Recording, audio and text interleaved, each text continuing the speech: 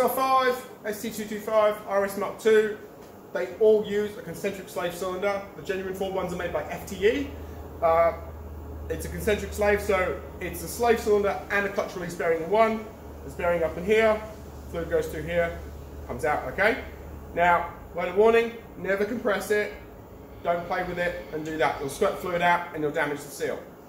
So, Ford specifically make a point of telling you that you need to reverse bleed these. Now, the reason why you need to reverse bleed them is otherwise, if you pop a pedal and bleed it the conventional method, you risk overstroking the slave. So this is its rest position, and when you overstroke the slave, this actually comes out further, and there's a seal inside that basically you get a small little tear in it. And whilst the clutch normally works for a little while, it fails normally within about 12 months. And the release bearing should last the lifetime of the clutch kit, so 12 months isn't good enough.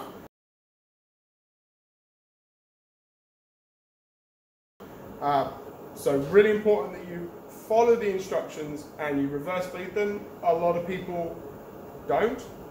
Baffles me why they do that. I didn't build this car, Ford did. So if Ford say, you need to do this for a repair, I do that. So reverse bleeder, this is actually one that Extreme sell, and we keep them on the shelf as well. This is just a little DIY one, made by a company called Phoenix or something. Really simple. You've got a little connector, it's going to go on the bleed nipple. You've got a plunger here. When you squeeze this, it's going to draw fluid out through the bottle, pump it through, and it's going to fill the clutch hydraulics backwards. So you need to drain all the fluid out of the reservoir, or just suck it out until there's nothing at the top, and basically just fill it back up, slowly pump it. There's a few little tricky bits which I'll show you, but I'm just going to run you through it. Weather warning, brake fluid will absolutely eat away at your paint. And the best thing to neutralise it is just plain water. So obviously try not to spill any brake fluid, but if you spill any whatsoever, just pour straight water on it and it will neutralise it, no problems.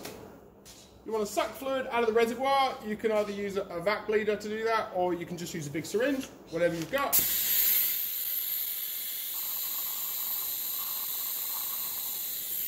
Now you want to bleed up your pump. Now these can be a bit tricky sometimes. I find that it's best to press the plunger, hold your finger over the end so it can't suck any air, and just basically pump it. And you can see the fluid starting to come through. Now, you want to get all the air out, so tilt it upwards so you can get all the little bubbles out.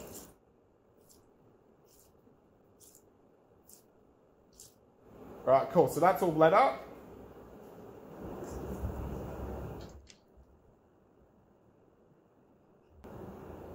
You want to wind it in so there's about a 2 mm gap.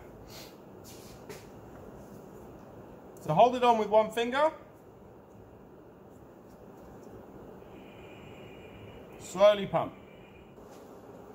Now, a tip once you're pumping, if you find that you're pumping and fluid's not coming through, it's just blowing the bleeder off, it means that the little rubber seal here has come off the end of the bleed nipple. They're not like a brake bleed nipple where they're tapered with 2 holes in it and that's how it seals. It actually seals with this little rubber stopper.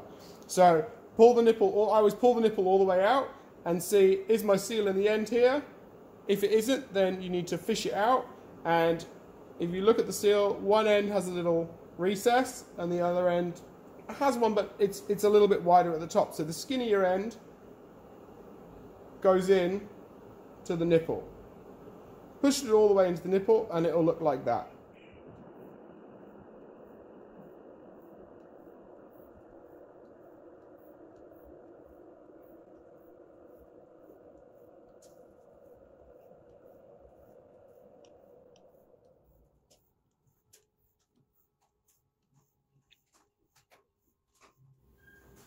Stop once the reservoir is full, and now just nip up that bleed nipple. It's an 11 mm.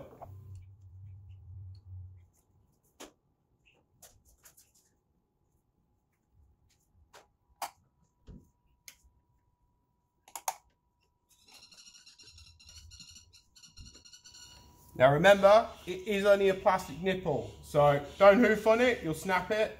That's why I always use a short stubby 11 mm spanner. because it just covers me from being able to do that. Pop that off, and if you've spilt any fluid, just pour some water on it, you're done.